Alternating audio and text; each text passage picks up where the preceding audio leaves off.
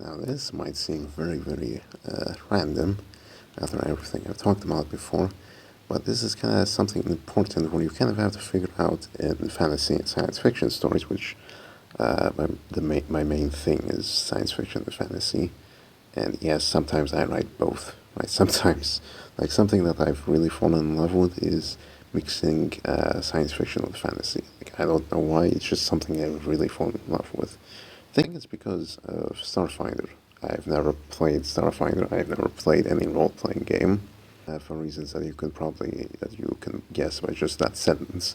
But even though I've never played Starfinder, reading kind of the lore and kind of the basic premise of it, really kind of gave me this feeling of, oh my gosh, fantasy with science fiction is awesome. But forgetting about that, naming, right? Naming powers in a fantasy or science fiction is something important, and you kind of have to figure out, okay, what's a proper name for this, some good names I've come across is, talent or aura or, man, what's another really good original name I've come across?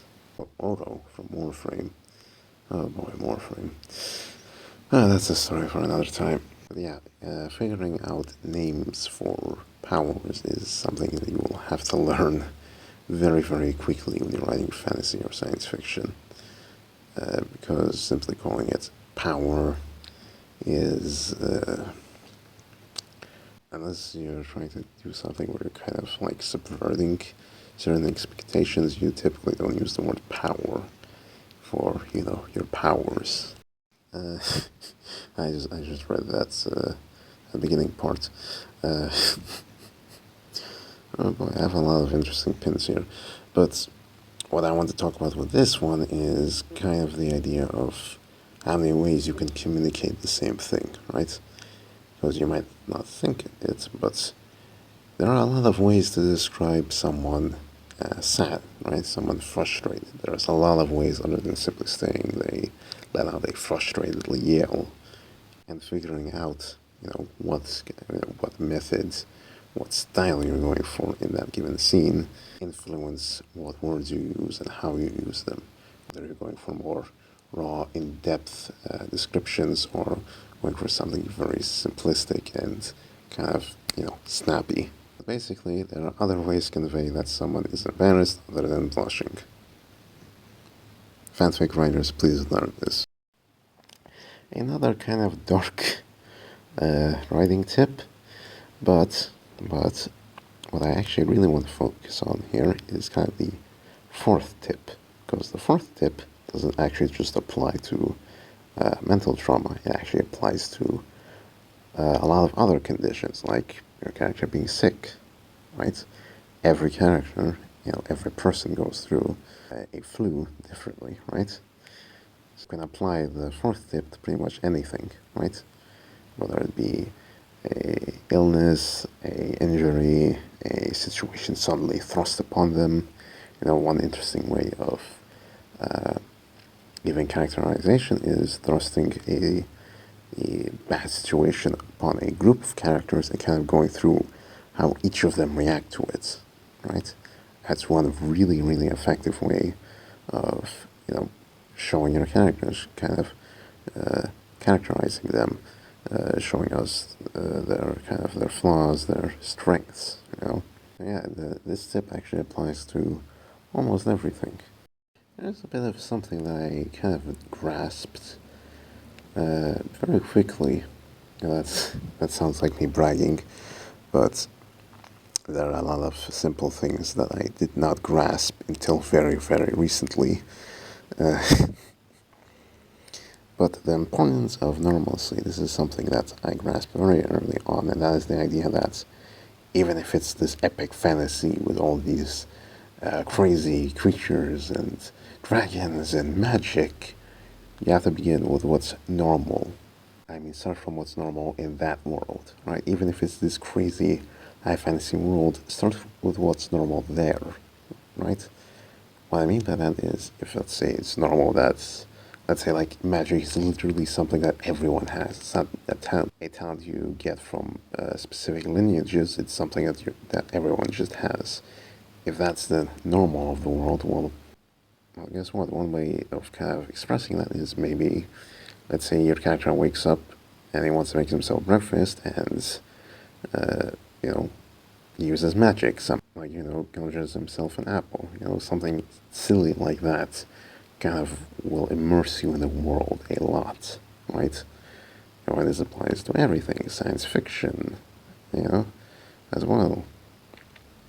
I mean, well, actually, I think it's more obvious in science fiction to a lot of people because when we consider science fiction, we consider everything, right? Whereas a lot of the time, when I'm reading fantasy stories, people don't really consider kind of how something as simple as, let's say, goblins existing will affect everyday life in a village, Like, if there is such a thing as goblins and orcs, well, and, they're high in number and they breed like crazy, well, guess what will happen? Even in a normal village, there's going to be warriors, right? You can write a scene where you're a classic village farm boy is going through his town, and there are just these basic soldiers, these basic men in gambesons with spears, right? That can be an interesting way of kind of showing the typical normal of this fantasy world that you're writing. And I say it's something I grasp very quickly, but actually, no, it might be kind of false. I don't know. My history with writing is a bit of a jagged thing with weird ups and downs. But that's a story for another day. Here's a very, very big thing I want to end this on. Research. Not just what this person's suggesting, just research. Oh my goodness, when you start writing, you're gonna start researching into things you never thought you would ever need to research into. Trust me, this is something that you kind of have to prepare for if you want to begin writing, especially if you want to begin writing very seriously. You will research things, and you will research a lot, and it will get to the point where you're spending more time researching than you are writing. And it will get to the point where you're second guessing yourself every moment you're writing. Research, research, research.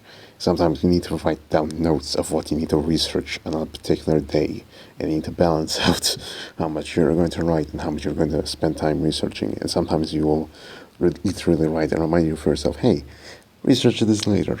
Oh my goodness, as a writer, you research so much that by the end of it, you know things that you shouldn't have known. You shouldn't have needed to know, right? Like, I know way too much about